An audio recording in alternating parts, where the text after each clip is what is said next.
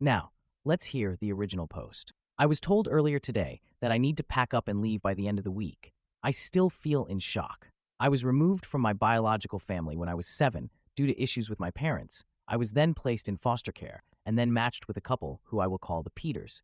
The Peters were always really nice to me, and since I moved in when I was pretty young, after a while I started to consider them my parents. I called them Mum and Dad. Treated them as my parents, treated their biological son as my brother. I wasn't their only foster child. They also have a 9-year-old boy who has lived with us for a little over a year. I was never adopted by them. I know why, because they live off the fostering allowance. Something that never really bothered me. They told me that it didn't matter and that legality didn't make us a family, which I believed. I went on their agency website earlier today and I found out that they are getting paid at least £2,400 for me per month, or at least they were. Since I turned 18, they stopped getting the allowance. However, they applied for a staying put arrangement for me, which meant they would continue getting paid something as they continue to support me and let me live with them. It wasn't as much. I think it was like £1,000 per month.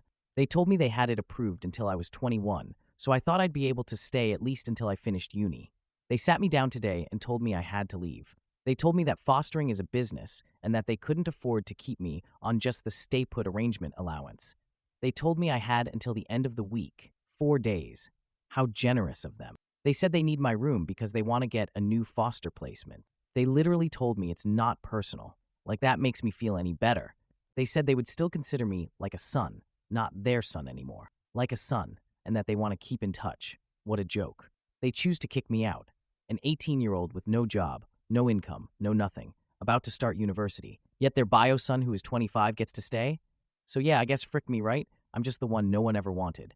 I guess I wasn't ever truly part of their family. Now for some comments. One commenter said, "They're doing it for the money. That is why. It's unfortunate and they sound horrid. I'm sorry, OP. I hope it all works out for you. Leaving will suck, but at least you won't be surrounded by greedy leeches." OP responded, "I thought they were my family. I'm genuinely considering going no contact with them after I'm set up whatever I'll end up next week." Another commenter replied, "You absolutely should. You were 7 when you went into their care. They denied you the opportunity to find a real family who love you for you and not the dollars you brought in. Frick them. You deserve better." OP replied, "I doubt anyone would have adopted me. I wasn't a great kid. In truth, had more issues than a hospital piss pot. I wasn't a great kid in any sense. But I changed. Genuinely, I changed. I can't help but wonder if this is because of how I was as a young child." Now for a mini update. Okay, thank you guys for all your advice. Honestly, I was in a state of shock yesterday. Maybe still am today. I wasn't thinking straight. I only slept 2 hours last night. That's all. So I'm probably a little delirious today as well. Firstly, I have contacted my personal advisor. He'll have an emergency meeting with me at 1:30, so I'll have more details about what's going to happen to me then.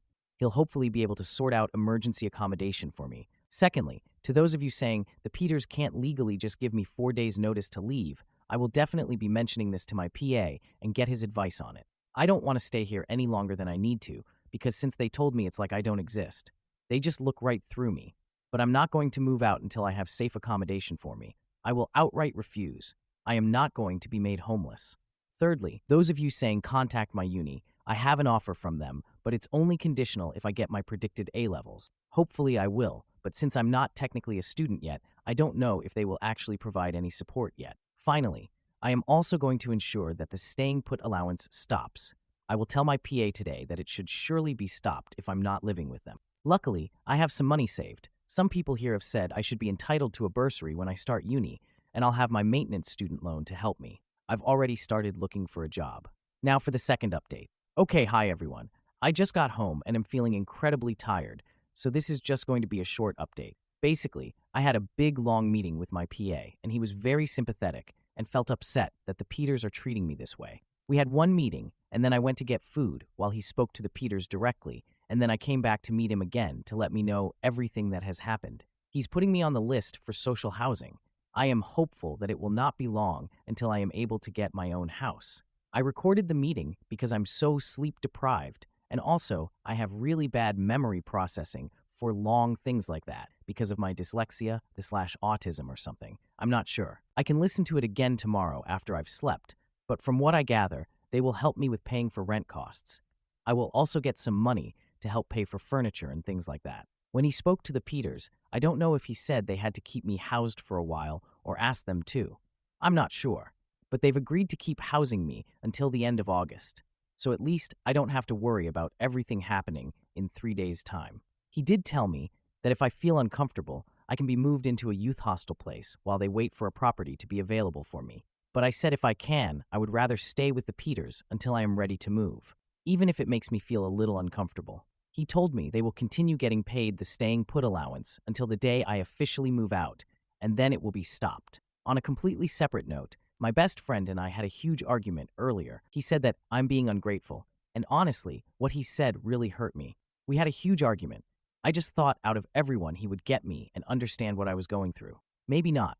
Maybe I'm being unreasonable. I am really tired, so maybe my emotions are just not being controlled well at the moment. I am going to talk to him tomorrow after I've slept, and I'm hoping this argument will just blow over because I need him at the moment. I don't feel like I have anyone else. Oh, and I haven't read all comments because I didn't expect to get so many. Thank you everyone who has offered support.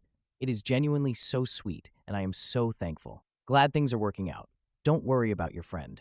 Right now you are in survival mode, trying to make sure you aren't on the streets. Hope everything keeps working out for you. Now for a response from the original poster. He said I should be grateful that they kept me that long anyway. Like the frick?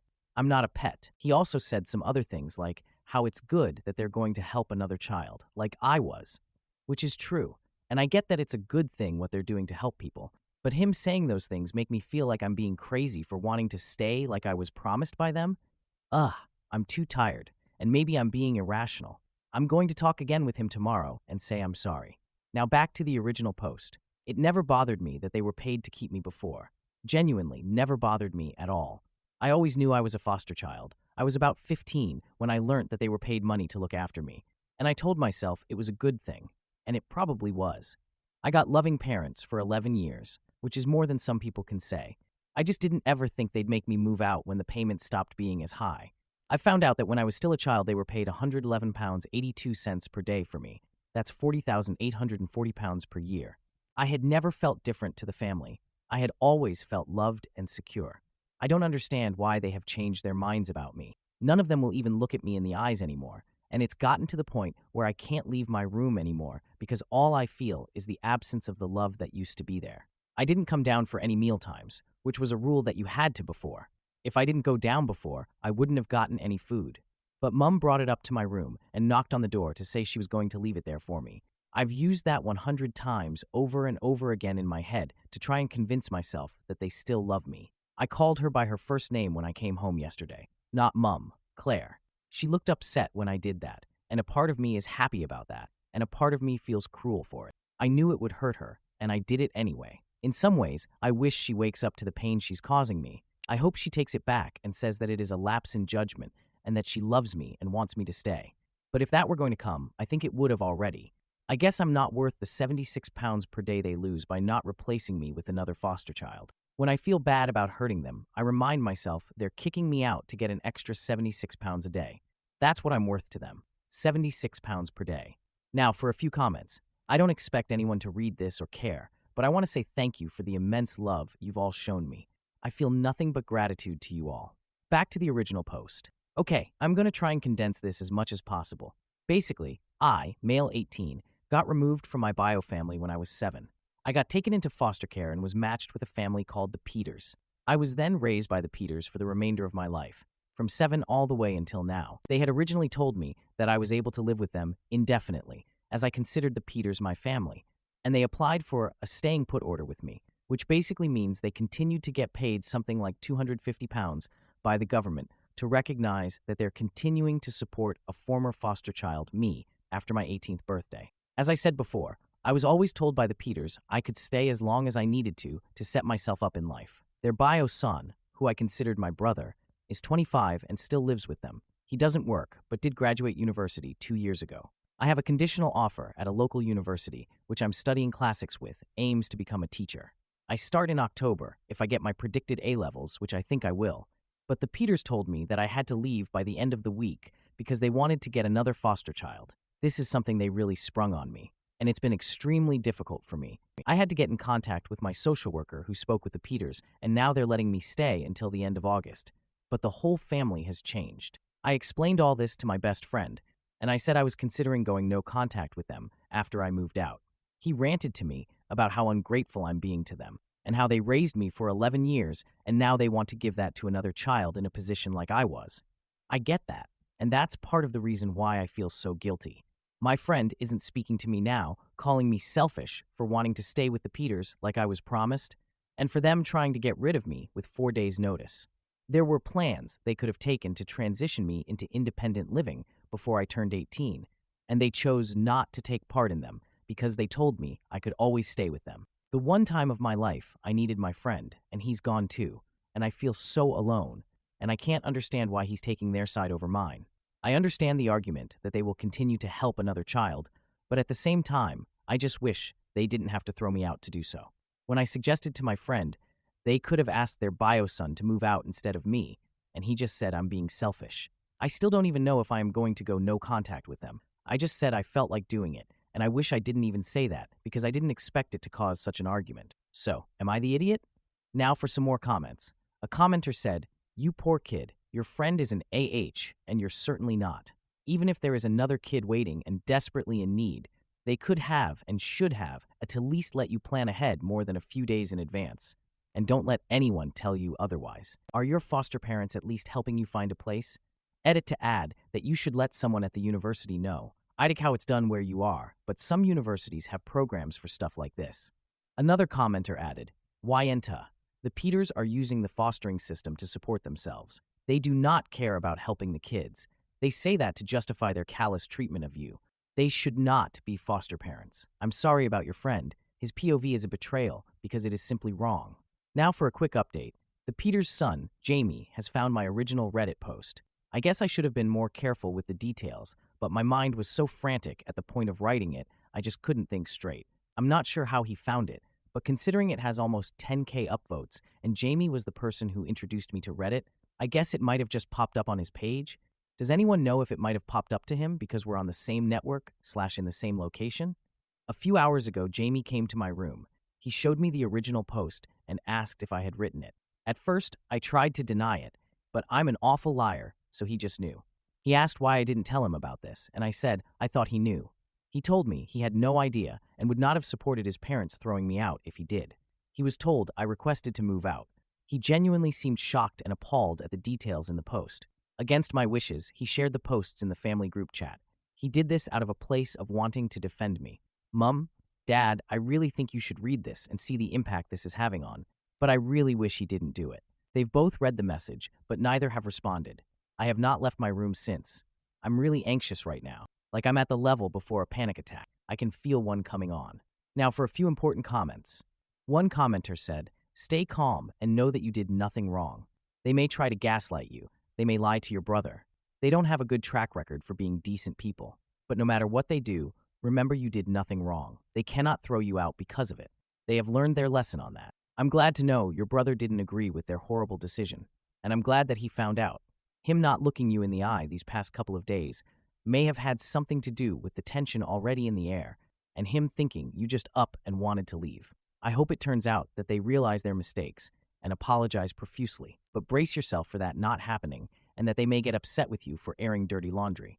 They may end up trying to guilt you and blame everything on you. They may do nothing. Please remember, no matter what they say and no matter what your ex-best friend said, you did nothing wrong. Your feelings are valid. You deserve love. You did not deserve what they did to you." Now back to the post. To Matt and Claire, I came to you as a 7-year-old. A 7-year-old who had never felt love or affection or anything remotely nice. I was taught at a young age to fear those in authority, to fear the sudden changes in the moods of my birth parents. I was taught to bottle up my emotions and my pain and never show it. When I first came to you, my life was ruled by fear and anxiety. I know my behaviors back then were awful, were a struggle to manage. I had been taught there were no consequences for some actions, and firm, scary, and hard consequences for others. The worst part was that those actions never seemed to be consistent. I could do something one day and be praised by my birth family, and another day I would be beaten. Love was not something given. It was something earned. It was conditional and shallow. You both showed me another way. You showed me love and affection, and at first it felt confusing and hard to comprehend. I couldn't see myself as anything more than a nuisance. I couldn't see why someone would love me. I couldn't understand why you weren't beating me. Do you remember me telling you, You can hit me if I be naughty, I won't mind. Slowly, you taught me to trust and love myself and those around me. You showed me that no matter what I did, you wouldn't give up on me. You wouldn't send me away or hate me, and I really tried to make you. I know that. I was scared. You made me realize that it wasn't my own fault I was in care, and that I wasn't to blame for the things that happened to my birth family. You showed me appropriate outlets to my fears. You showed me love, compassion, and kindness. The first day I remember feeling truly safe was when I was sitting in your arms at 8 years old watching Shrek. I still think back to that moment. It probably just felt like another day to you, but to me, it is a core memory in my life. It's a moment that shapes the way I see myself. You sat up with me when I was worried about moving up to secondary school. You comforted me when my birth mom told me she no longer wanted to be part of my life. You were there when XX broke up with me when I was 15 years old, and I felt like my whole world was ending again. You encouraged me to go beyond with my studies and apply to university. The most important thing you showed me was that I was worthy of being loved and respected. You never gave up on me. I am who I am today because of what you did. I look at myself and I see compassion and care and kindness, and in those traits I see you. You weren't my birth family, but you were my family, my only family. I don't know what changed. Why has there been a switch? Why have you gone from the loving and caring parents you were? When I leave my room now, I no longer feel that love and kindness that brought me out of the pits of despair as a child. It's almost as if you have completely altered the way you see me, and I just can't understand why. A few days ago, you told me I had to move out. You gave me 4 days' notice to leave my family. You sent me back into feeling like that child at 7 years old. I'm not saying this to guilt you or to ask you to let me stay. That is past now, and unfortunately, I don't think I'll ever be able to see you the same way again. I understand if you were hard on money or if you wanted to help another child like me, but why not talk to me? Why spring it on me and then act like I don't matter? Why tell me it's just business? Did you think that would make it hurt less? Since you told me, my whole life has been turned upside down, and I don't know how I will make it to the other side. If I had felt like this a few weeks ago, do you know who I would have gone to? I would have gone to you. I would have told you my worries and my fears, and you would have said the exact right thing, and then we'd sit together and watch some awful TV show. And now, I have no one again. I feel like I'm being told for the second time in my life that I don't deserve a family. And this time, I have no one to pick me up off the edge. That was always you, Mom and Dad. It was always you I could rely on. Why are you giving up on me now? Now for the next update. I've contacted my PA, and I'm moving out today. My PA is allowing me to store my things I can't take with me in his garage. It's kind of him. He's found me a place at a local hostel. I'll get my own room, apparently, which was a big deciding factor on if I wanted to move in or not. The hostel works with the LA and houses a lot of care leavers while they wait for their own houses. I haven't sent the message yet, but I know my foster brother Jamie has seen it. Yesterday, I felt overwhelming emotions. Today, I feel none. I don't know which is better. I'll send it once I'm moved out. I have a room, so I'll be gone in a few hours. I still haven't spoken to them, but I just can't face it anymore. I am sick of being anxious and stressed about this. I guess they did get their 4-day notice after all. Edit 1. I have just left the Peters house for the last time. The room is ready for me at the hostel. I feel so weird and sad and lonely right now. I've ordered myself a pizza to have for dinner today, and my PA even paid for it. I just want to get in bed and cry. My head is spinning, thinking about everything I need to do. Wish me luck, everyone. I want to clarify something. I was hurt and in shock when I wrote my first post, but I want to make it understood that I was never eligible to be adopted. At first, the end goal for me was to reintegrate me into my birth family. By the time we knew that was never going to happen, I wouldn't have accepted adoption as I wanted to keep my legal ties with my birth family. The Peters always told me it didn't matter that I didn't want to be adopted, and they loved me the same anyway. Maybe it wouldn't have changed anything, or maybe it would have. They were paid fortnightly for caring for me, and they would get £1,565.48. That's $40,702.48 per year they got just to raise me, which is about $52,295.77. I keep thinking about that number. Was that all I was? I wonder what I would change if I could go back in time. I am settled in the hostel now. It's not exactly luxury, to say the least, but at least I'm here now. I sent the text message, very slightly altered from the one I wrote yesterday, and then I left the group chat. I also posted it on Facebook. That was probably the wrong thing to do. I don't know. This is going to be my final update on all of this. I want to put everything behind me. Claire rang me crying, saying she had no idea I felt like this. How? How could she not know? She said she was sorry and begged me to come back. God, how do I ruin everything? She was telling me all these things about how she regrets the past few days so much and wishes she could take it all back. I said this is not fair. She cannot throw me out and then call me crying. I said it's manipulative. She just kept saying sorry. She said she loves me and wants me to come home. Jesus, this is just a lie, right? She must have known. Am I the bad person here? I feel so confused. I don't know what to do. I just hung up, and then she started texting me, and I blocked her. But now I feel like I'm the bad person here. I'm so tired of this, of all of this. I want nothing to do with any of them. I don't think Reddit is good for me. I'm not sure any of this is good for me. I'm going to delete the app. Sorry, everyone. Now for the next part. When I brought up my concerns about them potentially doing the same thing they did to me to another child, I was told they were going to be given extra guidance and support when children reach 17, 18, and ensuring everyone is on the same page about staying put orders. That's it. Nothing else. Extra guidance. That's all. Extra guidance. Is that even a slap on the wrist? My PA told me that they were, unfortunately, within their rights to ask me to leave after I turned 18. I said about how they told me it was a business decision, and they told me that unfortunately, financial does come into decisions like this. Is that all I am? A financial decision? Does this system seem fair to anyone? I feel like I'm losing my mind. There should be more of a punishment for them. I'm not saying they should be banned from fostering again. I don't know. I still feel all in a tizzy, my mind just going crazy. I keep saying I'm not going to add anything else to this account, but I genuinely have no one else to talk to about this. Jamie, as nice as he is, doesn't understand me, and my friend just doesn't get it at all. Now for a little update. It's been a little while since my last post. I'm not sure why I'm even posting now. I'm just feeling really depressed today, and I should be feeling happy. I want to get this out of the way first. You may have noticed I deleted everything on here. That was intentional. I want to move on. I haven't had any contact with any of the Peters family since Jamie and I had our argument. I don't want anyone to interact with Jamie if he posts more. He is just attention-seeking. The Peters have a new foster child already living with them. I mentioned this before, but when I said I wanted it on their record that they tried to kick me out with no notice, I was told they would be given extra guidance if they have a child living with them, start the process to aging out. I'm in two minds because honestly, I feel like that is just a slap on the wrist and thing else. But at least someone will be watching over them in the future when one of their other foster children gets to 18. I have some good news today. My PA got in contact with my first choice university, which is also the uni he went to, and he somehow got them to convert their conditional offer into an unconditional offer, which means no matter what grades I get for my A-levels, I get to study there. I don't even know how he managed to do it. I am so grateful for it. He's also got them to explain all the support I get as a care leaver, which is great. They're giving me free accommodation for the first year, which has released a huge stress for me because I had no clue how I was going to get to uni each morning. And they're going to lower the passing grade boundaries for me in my first year, though I hope I won't need this. I want to be getting good grades, and they're giving me a starter pack of important things I will need for my first year.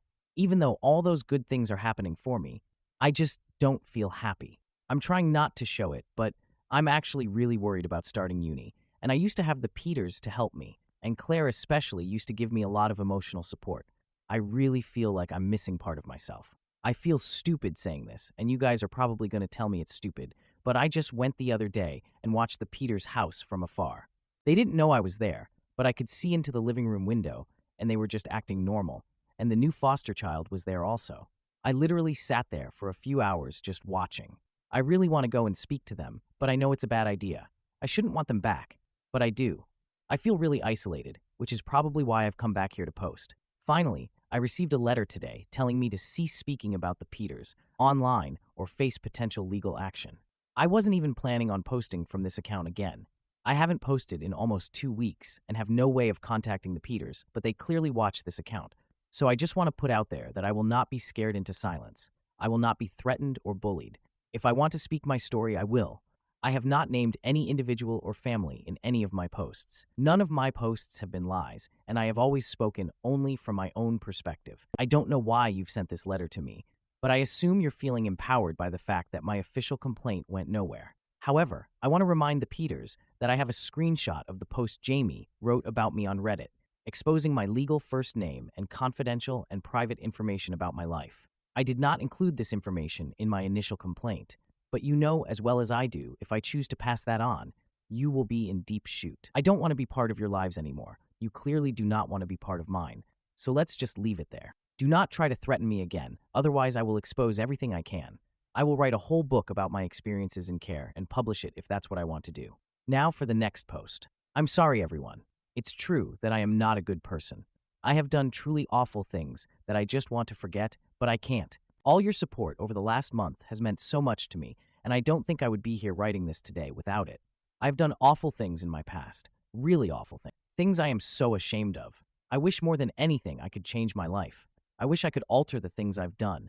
People hear my past and they think I am some monster, some unfeeling freak. Many at the time I don't know. The truth is, I don't deserve all the love you guys give me. I don't deserve any of it. And no matter how I try to move forward, I know someone will always be there to remind me of my mistakes. It's so embarrassing people talking about your trauma all the time, and I know I started it by posting here. I wish I never did. I am starting to think maybe I am having a psychotic break. I am really worried about myself. I hope you people understand that the things I did, that person, it wasn't me. It wasn't who I am now. I don't expect people to forgive me because what I did to innocent people and animals is unforgivable. I am going to log off this account after today, and I don't think I will log back in again. It's too embarrassing seeing your past mistakes brought up again and again and again. I just want to be left alone and forget any of this happened. Now for the next post. Hi guys, you are probably all sick of me saying, this is my last post, only for me to post once again. But I ended my last post on such a negative place. I wanted to give you all an update to A, say I'm okay, and B, to tell you things are looking up for me. It's my birthday today. I'm 19. I'm just having a relaxing evening. I might order myself an Indian later, but I'm not sure yet. This is my first birthday without the Peters since I was 7. All of the Peters messaged me happy birthday today, as if I was just, going to forgive and forget and message them back? I probably should block them all, but they message me occasionally, and as unhealthy as it is, I enjoy reading those messages. I don't know if the Peters still monitor this account, but they sent me a letter from a solicitor's telling me I had to stop posting about them. I am calling them on their BS though. University is going well for me. I am finding it hard, I won't lie to any of you, but I am enjoying it. I've made some friends on my course, but mainly with those who are living in my halls. I have my reading week this week, and I'm planning on getting ahead for my first assignment, which isn't due until January. But I thought better to have it done earlier rather than later. I have a date next Wednesday. We're going to see Joker 2, although I have heard it's really bad, and I am hopeful about that. I've been on one date with him before, last week, and I really had a good time. The best time I've had in ages. He paid last time, so I guess it's my turn to pay now? I don't really know how it works, but I think that's right. I wasn't allowed to date when I was living with the Peters, so this is my first time.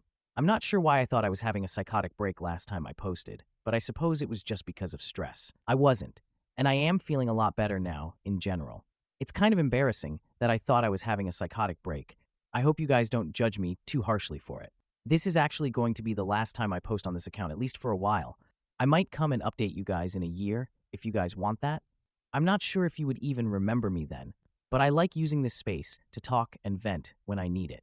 I can't remember if I mentioned this, but in my A-levels, I got AAA. I was so proud of myself. I'm currently watching the Agatha All Along show on Disney+, although I pirate it. Disney doesn't need my money, and I am very excited for the finale on Halloween next week. People recommend some other TV shows or books to read. Someone said for me to watch Lost, but I've heard mixed things about it. I really fought with my PA to get visits with Levi, who was the 9-year-old foster boy who lived with me at the Peters that I mentioned in my very first post. The Peters tried to block it at every chance they got, but I reached out to his social worker personally, who's a really decent guy, and he managed to get it pushed through for me. It's on Monday the 28th, and I am very nervous about it. It will be the first time I've seen him since I moved out. But I think the Peters will also be there, at least, to drop him off and pick him up, which is going to be really nerve-wracking for me. I think they expected that I would just give up after they tried to block it so much, but I didn't, so I can't back out now. But on the whole, things are going so much better for me now. I feel really good about myself and about life. I'm happy and hopeful about the future. But am I the idiot for snooping on my sister's marriage because I couldn't believe it was real? I'm so jealous of my sister's marriage that it sickens me. I even snooped on her husband, looking for evidence he's actually crap. I'm ashamed. My sister and her husband always seem to have a good marriage. They've been together for around a decade, but you never really know, right? And to be honest, I thought they were just pretending since I've never had a relationship that was super good in private. Well, now I do know. I've been living with them for 3 months. They took me in when my ex cheated on me. They do nice things for each other all the time, and it's like they don't even think about it. It's just natural. They're always bringing each other little presents. My ex called me shallow when I wanted him to give me even a cheap present for my birthday. Their eyes light up when they look at each other. My ex looked at me like I was a potato. They hug each other as though they haven't seen each other in months whenever one of them gets home. My ex ignored me when I got home and wanted me to leave him the frick alone to freaking relax whenever he got home. They encourage each other's hobbies and outside friendships. My ex hated my friends and thought my hobbies were stupid. Worse yet, I can tell they're holding back when it comes to being affectionate around me. I arrived home early from an event one day and saw her sitting in his lap while they watched TV and he played with her hair. The stuff I see is apparently just the tip of the iceberg when it comes to how much they like each other. They've even been through some of the tough stuff. Deaths, a miscarriage, job losses that can tear couples apart, but they made it through just fine, I guess. I honestly didn't think relationships like this were real. I thought it was Hallmark nonsense and that all relationships are miserable, hard work once you get past the honeymoon stage. I couldn't believe it, so I snooped on her husband, Max. It turns out his private communications are fine. He had conversations with female friends, but they were only platonic, and he even talked about how much he loves my sister, Sandra. Anyway, I felt extremely guilty about snooping that I confessed. They forgave me. My sister took me out for the day without Max and told me she'd been in shitty relationships before Max, which I already knew, and that she thinks they helped her learn how to spot red flags so that she'd be available when the right person for her finally came along. She's also gone to therapy for a long time, and she says it helped her learn how to make healthy relationship choices and be a good partner. Max and Sandra offered to pay for me to get therapy. My insurance isn't great, so that's nice. I just want to find something like what they have. There's a silver lining, though, I guess. Now that I know this kind of relationship isn't a childish fantasy, I don't think I'll ever be able to put up with somebody like my ex again. Now for a few comments. One commenter said, "It sounded like you wanted someone to be as miserable as you were, to feel less alone, and I hope that therapy truly helps you heal and find value in yourself. Your sister and her partner sound amazing, and I'm glad they are able to help you." I replied, "You've nailed it." The more I saw my sister and Max being happy, the more I felt worse and worse about myself and my life, and all the time I've wasted in bad relationships. I hope the therapy helps me too. Sandra and Max are good people. I need to be more appreciative. It's hard when I'm so jealous, but it's important. I'm also glad they're able to help me. I feel pathetic needing the help, but I do need it. Another commenter said, "You're really lucky to have a great sister and brother-in-law. Some folks would not have forgiven the snooping, but they really saw beyond that to how much pain you are in. It's not pathetic to accept help, you know? I think it's brave. I also think it was really brave of you to fess up to what you did, and I think with the support and love of these folks, you are going to flourish and find real happiness. Frick your POS ex. He didn't deserve you." Another commenter advised, "You should take the offer of therapy. Your view on relationships is incredibly skewed, and some sessions might help untangle some of it so you can view the dating world with a bit of optimism. Once you do that, you're on your way to finding a healthy relationship." "Good luck, friend," I replied. "I'm accepting the offer. I even have an appointment set up." Turns out it's easy to get an appointment when you don't have to go through insurance. Now for the 16-month update. Hi, I'm the psycho who snooped in my brother-in-law's messages because I thought it was impossible for men to be great to their partners. Short summary of the original post. My ex was shitty. In contrast, my sister's husband treats her so well that I thought it couldn't be real.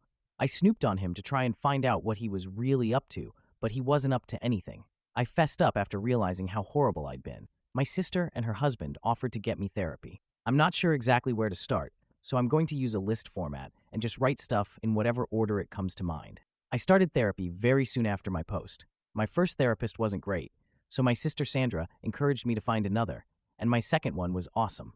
I'm still seeing him once every 2 weeks. He's helped me a lot with healing from the trauma of my last relationships, and also learning how to relate to others in a more healthy way in every part of my life. He also really helped me learn how to manage bitterness and jealousy, finding the underlying causes and working on those. I moved out of my sister and brother-in-law's house after a couple months.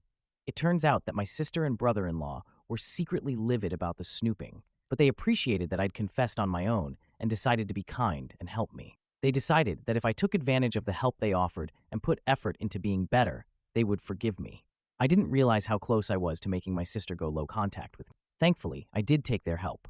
I'm not upset seeing how loving my brother-in-law is to my sister anymore. I'm happy for her. They became foster parents after I moved out and are now in the process of adopting the little girl they've been fostering. They are literally the perfect people to be nurturing a traumatized child. They're doing so great, and the little girl, Maddie, is doing so much better than when she was first placed with them. She's an amazing girl, and she and my sister and brother-in-law are so lucky they've all found each other. I've been single the whole time. That was on purpose. A few months ago, though, I determined that I'd be open to dating again. I didn't want to actively do anything, no dating sites, but I decided I wouldn't purposely avoid dating anymore. A week ago, a guy I became friends with at an animal shelter I started volunteering at about 6 months ago asked me out. I said yes. Our first date was great. He's very kind. He's the guy you go to if you need to calm down a traumatized, terrified animal. He cleans diarrhea-coated animal carriers without any complaint. My sister approves of him. He's very funny, too. So that's the update. Now for a few comments. One commenter said, "You are showing quite the number of positive decisions since your first mistakes. Please allow yourself some pride in that. Good things should be rewarded." Another commenter added, "I am happy for you. I think a lot of us see toxic relationships growing up and learn to accept and normalize abuse. I wish more people would stop believing that they don't deserve true love and respect." Am I the idiot for escaping my controlling husband and leaving him to face the consequences of his own actions? I, 29F, have been married to my husband, 30 Memmer, who I'll call Alex. Alex and I met in college during our freshman year. We started off as just friends and got married 7 months ago. I've gotten along with his family, but we aren't super close, but we're friendly enough. The problem is that Alex has begun to make me incredibly uncomfortable. Firstly, he's begun to ask me who I'm meeting with, where, what we plan on doing, how long every single time I leave the house without him. At first, I just thought he was being protective and a good partner, just in case something happened. But then he started checking my phone after the visits, vetting and researching each of my friends as well. He also has been pursuing me to link my bank account to his, as he's in charge of the finances when he was perfectly fine with keeping them separate before. We fight about it almost every day. Finally, yesterday when he was preparing to go on a work trip for 2 weeks in California, he demanded I wear a tracker so he could keep an eye on me while he's gone. I can't do this anymore. I feel like I'm suffocating. And his family, who I've spoken to about his worrying behavior, just said he's being careful and protective as a good husband should. I need to gather my things together and find a way to be gone before he gets home without tipping him off. He's always threatened that if he ever found me cheating on him, he'd turn in divorce papers the same day. He keeps a filled-out copy in his desk. I'm going to submit those the day I leave. But there's so much to do, finding a new place to live, seeing if my job has any transfers available, packing and moving in 2 weeks. His return flight, May 11th, so I need to move quickly. I'm posting here because I don't have any close family, and I can't risk dragging my friends into this as we share the same friends. I just needed a place to vent and ask if anyone has any advice on the easiest and safest way to do this. Edit. Oh my god, you guys are amazing. I never even thought to not use his divorce papers. I'll check for cameras before I start any packing or prepping. I may also shred his divorce papers just in case and look into getting a lawyer for myself. I'm in a no-fault divorce state. That much I do remember, which will help. I'll update again when I know more. The tracker he wants me to use is a small clip to put on the belt or waistband. I'll wear it unless I'm going or doing something related to me leaving. No pets yet, thankfully. Now for a few comments. Naomi15 said, "Do not take his divorce papers to submit. Who knows what agreements or stipulations he put in there? Get a lawyer and do your own ASAP." Aquavanatus added, "First, contact your job and tell them your situation. They might have an immediate job opening for you. Second, contact any nearby DV shelters and ask them for assistance with your plans. Last, file a police report so they know what's going on. And so your STBX cannot file a missing persons report for you. Good luck." Now for the first update, 2 days later. So I've gotten a lot of support and helpful advice, along with questions I thought I should clarify before I proceed with the update. Some asked why I'd be hiding things from Alex regarding going out and who I'm meeting with. I don't, and I have nothing to hide. However, when he begins to then double-check everything, I tell him, with the other people there, right down to each person I talked to, and what I said. Did I send any text messages? Did I order food? How much did I eat? That's when it started to feel like I was slowly being pushed into a corner. It didn't start that bad, but gradually grew worse over time. All of the Reddit subs my in-laws' families are part of are related to gardening and DIY, so I highly doubt they'll see this. If so, by the time they do, I'll hopefully be gone. I talked to my job and explained things to my manager, and they promised to look into openings in other states to see if they could get me into one. They'll have an update on that in 3 days. I trust that my bank account is secured, considering he's tried to get into it before and failed. I found one camera in the kitchen, another in the living room, and one in our bedroom. As such, I've left them in place for now and done all other planning, either in the bathroom, pretending I'm taking a bath. I'm honestly staying away from the domestic violence services as my sister-in-law is unfortunately higher up in those considering she volunteers there, and I have a feeling if I did show up there, they would know in a heartbeat. I can't look for apartments until I get the update from my work, but either or, I'm still going to be leaving the state. The day before I do, I will be changing my number carrier and wiping my laptop and all of his electronics before I do. I've met with 2 lawyers so far and had them look over the paperwork. My husband had prepared, and both said that it have some clauses in it. That could have caused me some trouble down the line. What alarmed all of us was the fact that several of those clauses dealt with future children and not as a hypothetical. Like several here suggested, I have a feeling he fully intended on getting me pregnant to keep me trapped and tied to him. There are 3 other locations my job could send me to, and I have, as a precaution, begun looking into all 3 cities and housing in the areas, just in case one of those is the one they send me to. Even if they don't have an opening that they can push me into, then I will just have to quit, move, and figure things out on my own. I have enough money to live and survive for a few months until I can pick up another job. Unfortunately, all of our friends are mutuals and would likely be unaware of the consequences of saying or sharing anything I do or say with my husband. I don't have any surviving close family, and obviously my in-laws are not a good resource to rely on. I am on my own, unfortunately, other than the wonderful bonds I've begun to make here. I will update again if I get more information or something else happens. Otherwise, I'll update when my work gets back to me. I do plan on leaving before he returns, though, just to make sure that I'm not anywhere near here at that time. Now for a few more comments. Aqua Venatus commented, "Forget the hidden cameras. The clauses he had written into the divorce papers are extremely troubling.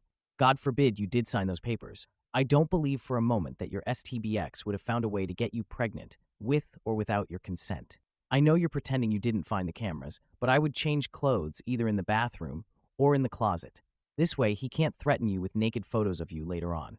Also, make sure all of your essential documents are on you, just in case you leave quicker than you planned on leaving. I hope you hear back on the new location by tomorrow, the sooner the better. Purchase your departure ticket with cash. All card payments can be tracked." Now for the second update, 1 day later. My work has an opening I qualify for that will not only shift me across the country, but also comes with a salary increase as well. I've started telling my in-laws and friends that I'm planning a surprise outing for when my husband gets back for just the 2 of us. This way, people don't give me odd looks if they see me out and about. I've even gone as far as asking my mother-in-law to show me his favorite recipes. Meanwhile, I've found a moving company that, while small, is willing to work in a storm. The reason is, in 5 days, we're supposed to get hit with a large storm front. I plan to shut off the breaker and say we lost power if he asks, just as several people here suggested, and even send him a short clip of the storm. I will have all of my stuff moved that afternoon, and I will be flying out once the weather has cleared enough to do so. I have a lawyer who will push my divorce through, and I've filled out the necessary paperwork so that I don't have to be here for it. I'm not suing for assets or alimony, and I've shredded his divorce papers as well. I've set up a cheap payphone plan through Cricket until this is all said and done, at which point I will find a new carrier, number, and phone. This one is being wiped and left behind. My laptop is provided by my work, and the IT department inspected it thoroughly, and it was clean, thankfully. No other electronic aside from my laptop and new phone will be coming with me. If Alex needs to talk to me, he can do it through my lawyer. Not sure if anything else will happen. My fingers are crossed that he doesn't think anything's amiss until after I leave, and I'm not turning the breaker back on when I do. He can when he gets home. My work is covering the plane ticket, so that at least is one expense I don't have to finagle in. Now for a few comments. Vox289 suggested that rather than ending the life of the power breaker, unplugging the Wi-Fi router's modem would be sufficient. Small cameras like that are wireless with possibly an SD card backup, but they're not hardwired to the internet, and the internet being down is easier to pull off than the power being out since most power companies have live outage maps. Zoe Harriet shared, "As someone who has done this, I have to applaud you for having the courage to do it. I left my shite husband in 2017 when an opportunity opened up in my company to go from Georgia to Arizona. I secretly packed everything I owned and brought it to my office to store until my move. Then I scheduled my direct deposit to shift to my new bank account and made all the other changes to separate us. 7 years on, it remains the very best decision I've ever made. I hope everything goes smoothly for you." Now for the 7-day update. It's been a busy week, but I've gotten so much done. Firstly, I am now out of the house and am currently in a hotel while I look for an apartment. It's a big city, bustling with people, no matter where you look. We had a pretty bad storm system hit back home that actually lasted 2 days. High winds, thunder, lightning, and even hail everywhere. I didn't take much from the house, just my documents, clothes, and important sentimental items. I left all of the furniture and electronics behind. I cleaned the house top to bottom and took pictures on my phone so he couldn't claim I damaged anything when I left. My lawyer has already started divorce proceedings, and my husband will be served on the 8th. His plane is due to land early morning, and the sheriff will be there at the house waiting for him. He is very much about public appearances and reputation. My lawyer will be calling him as well to inform him that I am more than willing to air out everything to the public about his actions if it means securing my freedom from him. I will go to court as long as I must to get this pushed through. I haven't told our friends or his in-laws yet. I will do that while he is on the flight to prevent him from getting wind of it before he's handed the divorce papers. I will be calling around and explaining why we're getting divorced to try and prevent him from twisting this into somehow being my fault. I don't want him trying to claim I had an affair or something, so I want to get the truth out before he can twist this. I'm doing okay. I'm tired, but yet I feel almost jittery and off-kilter. I keep looking over my shoulder and monitoring what I say, even when I don't really need to anymore. Hopefully, that will fade soon.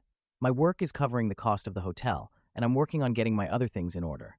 I also need to find a new GP as I want to get a full test just to make sure everything is okay. I don't know when my next update will be. Probably when the divorce papers are filed, or if we have to go to court to push them through. I will try to keep my head up, but it feels like I'm in a whirlwind or something with so many things to do and think about. I kind of thought it would be easier once I got out of the house, but while the fear is smaller, somehow the number of tasks only seems to have grown. Now for the next 7-day update. Sorry I haven't updated for a while. Things got hectic and a bit chaotic, honestly. Firstly, I'm working on getting an apartment still, and have applications in at 3 different places, and will hopefully hear back from them soon. I'm still going into work here at the new location, so I don't have to worry about burning through my emergency savings completely. I've gotten a lot of emails from Alex, his family, and our old friend group asking question after question. I have only sent one return email to Alex, explaining that I don't believe we are truly compatible, and it is best we separate now. That his treatment of me when I'd done nothing to deserve as such was just as much of a deal breaker as cheating was for him. I ended the email with the statement that I would not be contacting him further, and anything else he needed to pass on to me, or vice versa, would be done through my lawyer. For his family and friends, I just typed up one email outlining everything that had happened and why I left. I told them I wished them no ill will, but that such treatment of his wife and partner was not acceptable. That should Alex get remarried in the future, I wished they would help support both partners, and not just Alex. Alex, from what my lawyer told me, was livid when he was served. The sheriff actually ended up booking him for attack on an officer and menacing due to the threats he was shouting. His father bailed him out in a few hours, but with the testimony of the sheriff, my lawyer believes I have a very good chance at getting a restraining order. Alex, upon returning to the house, apparently lost his temper again, breaking the dining table into pieces as well as the TV, and putting several holes in the walls. At least that's what one of the emails from one of our friends reported, as Alex called him to help him clean up the mess. My lawyer already has pictures of the house I took, with timestamps as evidence nothing had been damaged by me. My friend reported that Alex tried to claim I'd been the one to trash the house, but the holes in the wall were at head height. Alex is 6'3" and I'm 5'4", so he knew that was false. Either way, taking the pictures definitely will help me. So again, thank you everyone here for the advice, because I never would have thought of that on my own. My work won't share details of where I am, as I do work with some higher-end clientele who value security, and that information won't be gossiped about. And no, I'm not some stripper or escort. I deal with contracts, notary, and business management. As such, even if Alex tried to use my work to find me, he wouldn't succeed. Glad you left before he would have ever snapped and ended up hurting you. I hope your life gets better from here on. You deserve it. Good luck. Now for the 12-day update. It's been a little bit, and I thought I'd answer some questions before giving my update. It may be a while after this until things change. Firstly, no, I didn't bring my car. The public transport here is good enough to use without needing one. I have secured an apartment, and the building has good security. You need a key card to enter, and there is a security guard at a desk right by the entrance to the building. As part of my contract, I gave them a photo of Alex and his family so that even in the off chance they do find me, they won't be let in. The responses I got from the emails varied. His family said I was overreacting and that I owe Alex an apology for the problems this has caused him. The pending criminal charges put him at risk of losing his job if he's convicted. Alex sent a long email, apologizing and pleading for me to come home. He said he was worried for me, that he is willing to go to therapy if it will appease me. He wants us to remain together, and he didn't think leaving was an appropriate response to his genuine concern and worry for my health and safety. The friends gave somewhat lacking replies, saying that they didn't think Alex was ever going to hurt me and that I shouldn't be letting my imagination run away wild. As much as I want to say I was surprised by the lack of support, I'm honestly not. He intends to fight the divorce. I am letting my lawyer handle it, and I am also pursuing a protective order as well. Once I got approved for my apartment, I also froze my credit. I've changed my phone carrier and number, as well as making sure none of my documents list Alex as next of kin or POA. Some have asked why I was so paranoid about Alex and his possible future actions. The answer for that actually is somewhat simple. My grandmother. I loved that woman to bits. As a teen, she explained why my grandfather was never around. He was extremely hurtful and manipulative, and her generation didn't allow divorce really. She wouldn't have been able to buy a house or get a good enough job to support her and my mother on her own. As such, she endured it, shielded my mom as she could until my grandfather died. When I felt like I may have been overreacting, I remembered how she'd said she'd always wished she'd been able to see my grandfather for what he was early on when she may have been able to annul the marriage. I don't know when I'll update again, maybe when the divorce goes through or if something big happens, but until then, I'm just trying to keep my head above the water. Now for a few comments.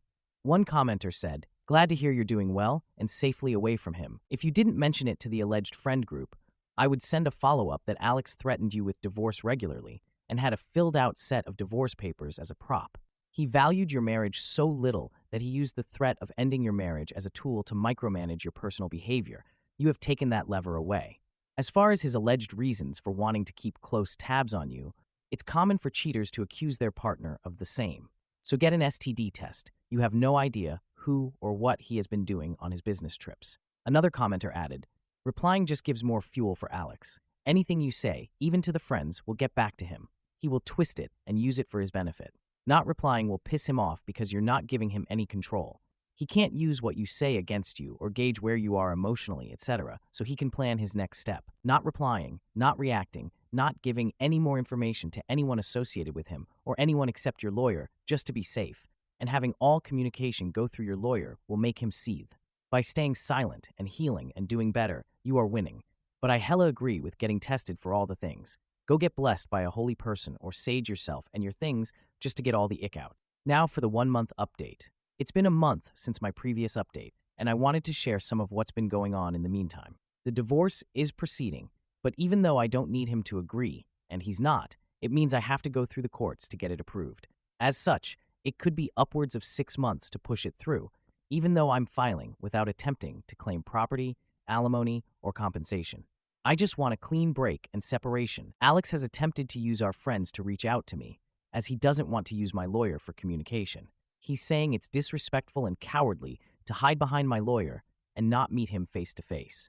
Alex wrote me a letter that he did pass off to my lawyer, but the contents were him justifying his actions and claiming that in today's time it is dangerous for women to be on their own, which is why he was so intent on trying to keep me safe from harm.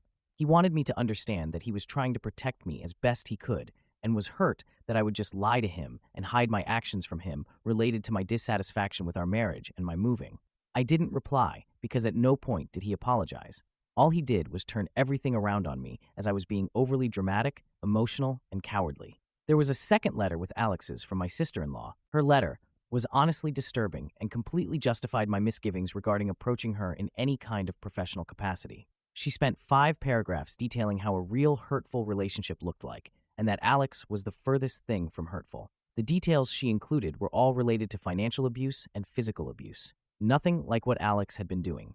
She stated that my attempts to smear her brother's name for attention and clout made me the aggressor, not him. I haven't really been able to process that, admittedly. Part of me can't help but wonder if she's right.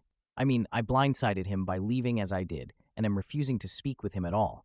My old boss recommended that I look into getting into therapy after I moved, and I think I need to. I have had a hard time adjusting to being on my own. I keep censoring myself, and haven't even gone out to eat yet. I always end up worrying about what if someone sees me? What if I get in trouble for spending my money on something frivolous? My lawyer is continuing to fight for the divorce, and I shouldn't need to be physically present in court. Any meetings needed between me and the judge can be done via Zoom.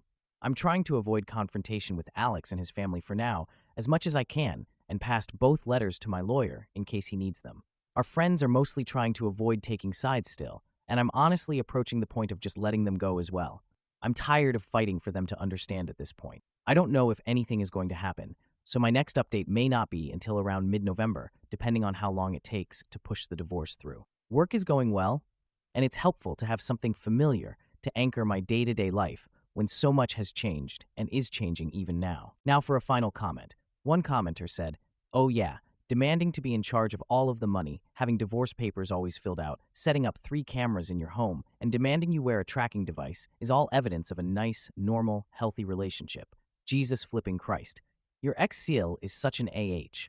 Don't for 1 second take anything she said seriously.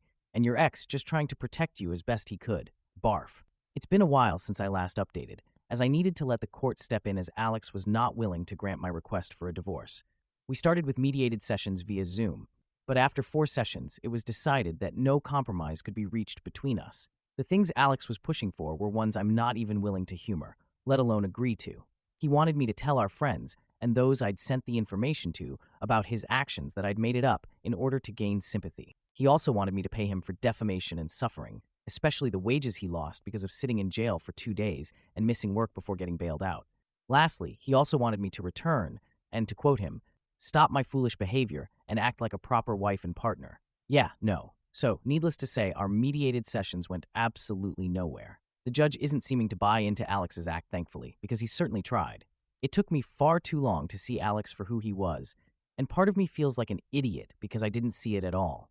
Yet, the judge seemed to clock him for exactly what he is within the first meeting. Maybe I just didn't want to see it. I don't know. Alex ended up arguing with the judge a lot, even being held in contempt 4 different times. I think it's honestly why this moved as quickly as it did. It didn't help that Alex tried to pull in his family as character witnesses, but they were dismissed by the judge as the abuse wasn't seen or heard by them, and as such, they only knew part of Alex's character. In his closing statement, after he approved the divorce, he went on to call Alex a narcissist and said that if Alex loved himself so much to abuse the one he'd married, to let the divorce happen and marry a mirror next. I didn't think a judge was allowed to say that, at all. But my lawyer just shook his head and told me not to say anything, so we left. So here's the update I'm sure everyone's been hoping for, and guessed. I'm officially divorced. The documents were processed 3 days ago, and I'm still in disbelief. I have no contact with Alex any longer, nor do I want any. I'm not going to give our friends my new contact information. I may not have replied to everyone, though I tried, but I did read all of your comments. I really did. Your repeated statements about how they weren't actually friends really helped me see that they weren't. So, I decided that since I moved far from that place, I needed to start over. New home, new place, new friends. It's slow, and I've started therapy, though it took almost 3 months to get it due to the usual wait times, but I've been going 3 times a week ever since. It's helping, even with things I thought were done and dusted. Alex didn't take the divorce well, according to my lawyer who's been keeping up with him to make sure he stays away from me. He did something at work, I don't know what, as obviously, I have no way to gain that information. But whatever it was, cost him his job. My lawyer also did something I didn't expect him to, but something I think everyone will like. He took the letter my ex-sister-in-law sent me and forwarded it to the domestic violence organization she works for, along with a formal statement regarding Alex, his actions, and the decision of the judge. She's been let go as well, and given how tight those organizations are with one another, my lawyer said that the likelihood of her getting a position at another is slim to none. I actually laughed, though I was a bit teary when he said that, and that Slim is on a leaky rowboat to China.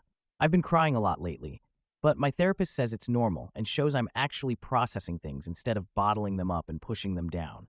I'll try to update in a month or so if my emotions level out some to explain a few more of the details. But I wanted to get this out there and thank everyone for their continued support and encouragement. I appreciate each and every one of you. I really do.